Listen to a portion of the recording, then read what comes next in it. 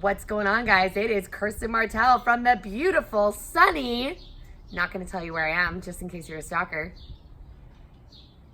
What else did I say?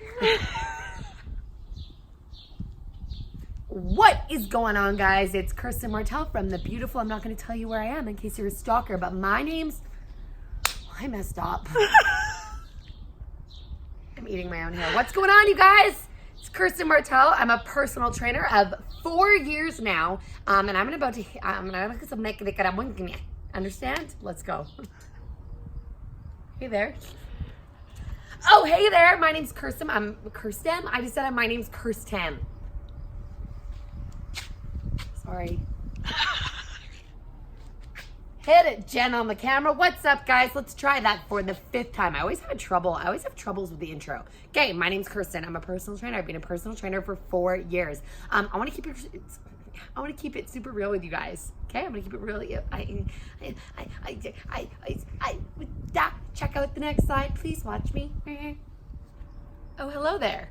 What's going on? My name's Kirst. I'm a personal trainer. I'm a mom. I'm a woman of many talents. I cannot talk today. But today's episode is all about honesty, guys. So my biggest belief is honesty is the best policy. So I've changed my life around a lot, but I'm going to give you guys kind of a flashback to the old Kirsten. Ooh, let's go. Okay, so I talk about this quite a lot, and it's going to be the most serious, honest fact that I'm going to talk to you guys about, but I struggled with an eating disorder for about 1.5 years. And when I say I struggled with an eating disorder, like it consumed my entire life. I couldn't parent properly. I couldn't work properly. I actually worked at a restaurant for like 7 to 8 years, and I got my first complaint going through this eating disorder. I was so caught up in like, how skinny can I get? And everyone kept saying, oh my gosh, you're losing weight. And I let it get to my head. I'm a huge believer that if you haven't gone through something that you're not able to understand. So before I struggled with my eating disorder, someone told me they struggled with an eating disorder. I didn't get it because I'd never actually physically gone through it. And then, and then it was like 1.5 years where I was bulimic. I got sick after I ate for an entire 1.5 years. It got to the point where I got so sick that I started throwing up blood, and I had to talk to somebody. So now looking back on that, like even like saying this now, like I was actually terrified to put that out on my social media because I'm like, oh my God, what are people going to think of me? But it's made me so much stronger. It's made me capable of helping girls with eating disorders. It's made me realize how much I love my body and how I would never in 1,000,000 years ever go back to that or ever treat myself that way again. So I'm lucky it was only 1.5 years. I'm lucky that I was able to pull myself out of it. But I feel like if I didn't put that out there and I didn't tell everybody that, it wouldn't be right for me to do my job as a personal trainer because no one would know the full story about what I went through. So I can say now, after going through 1.5 years of like actual hell that I honestly didn't see a way out of, I feel confident. I feel healthy. My diet is a balanced diet with good foods, but I also allow myself to eat what I want sometimes and to have that freedom. And I know that that 1.5 years has made me better at what I do now, because now I can understand when girls come to me and they say like, I struggle with this eating disorder. I'm like, dude, I feel you and I get you, and like I can help you out. So I think coming out with that not only helped girls be like, okay, this is like a normal thing that people are going through, but looking back on it now, it's helped me be who I am today, and that is confident Kirsten 95% of the time. 5% of the time I'm like, okay,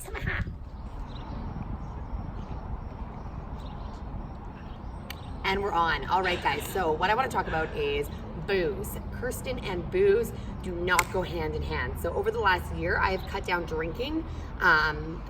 drinking like extraordinarily. Like I was never an alcoholic, but I definitely overdid drinking absolutely every time that I drank. So I'm going to tell you guys one of the stories, just one of the thousands of stories that I have of when I had drank a little bit too much. So we're on this nice little family vacation in Mexico, and the tequila comes out. So of course it's like 6 a.m, and who doesn't drink tequila?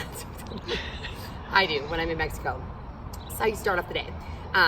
later on in the night, we go to this club. I'm wearing my nice little white bathing suit, looking all cute, like, hey boys. I was single, so I was like, hey boys, you can never get this.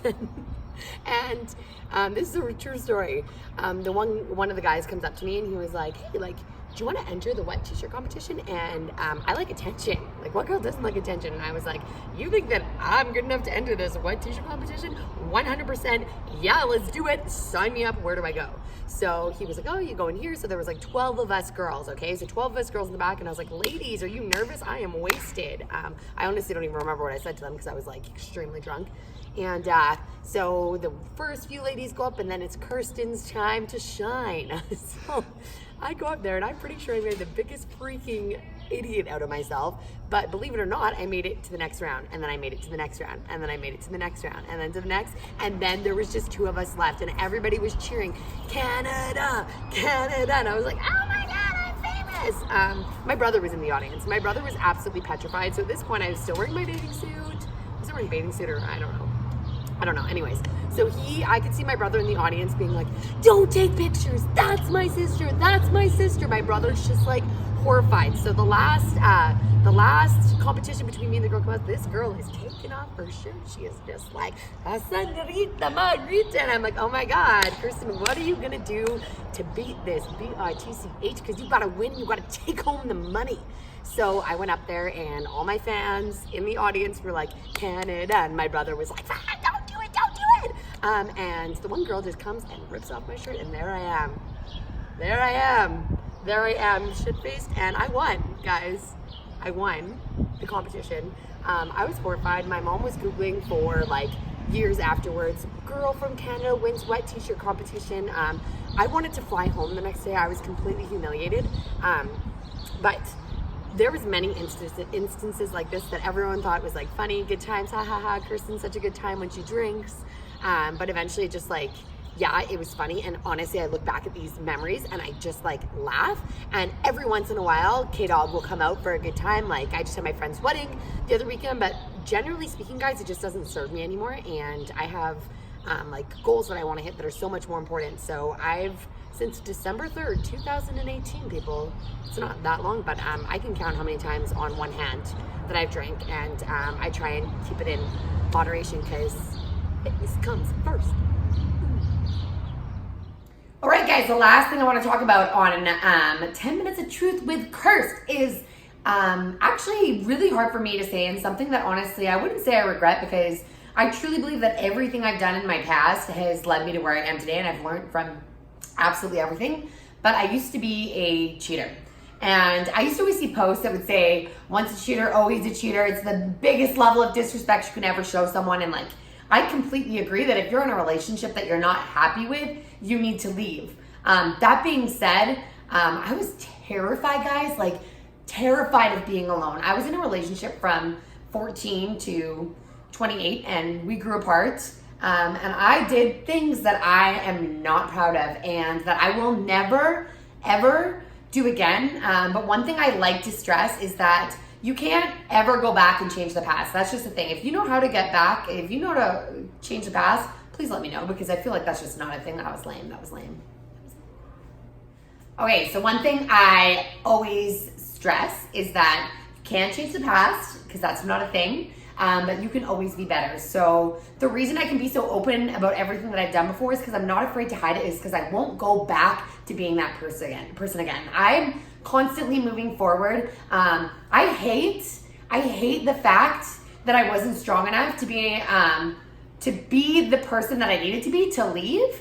And I don't like the fact that I did that, but I also know the feeling that it gave me inside is a feeling that I refuse to ever feel again. So I just won't do it again. And if someone's gonna tell me that I'm a bad person, man, guys, this is years ago, and I get it. I still feel like crap about it. Like, I still don't feel good about it. But the only thing that I can do is learn, and the only thing that I can do is grow, and the only thing I can do is be better and not do the same thing again and avoid that feeling. So that's it.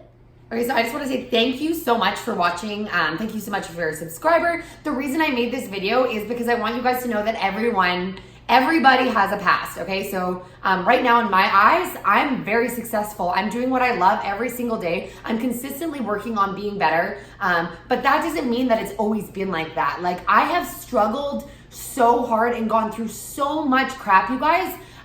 So if you're sitting there and you're feeling like crap, or you've done something that you're not proud of, that's 99.999% of the world. Like, the only person I know that I feel like has been just a really freaking great person and not done anything like that is my freaking sister. And it's the worst because, like, she'll like, come on, Kirsten. But any successful person has a story. And I'm not afraid to show my story because I know who I am right now. And I know for a fact that I'm a good person. And that's why it's easy for me to talk to you guys about this. So I feel like if you own who you are, you're going to get some backlash. There's some people that don't like me. But you're also going to get a lot of respect from people. A lot of respect from people that have been in the same situation as you. So I feel like as long as you're not hurting anybody right now, and as long as every day you're working on being better, and as long as every day you're striving to be the absolute best you can for your kids, for your boyfriend, for whatever, then you got to move on from the past. Because we all have a past. We all have a past. A lot of people won't admit it. That's the funny thing, is a lot of people won't admit it. A lot of people won't say what they've done, and that's to each their own. But for me, like, I like to keep it real, and I like to show you guys that, like, okay, look at me now, guys. I'm like the healthiest, I'm the happiest that I've ever been in my entire life, and I came from rock bottom. So I can do it. So can you.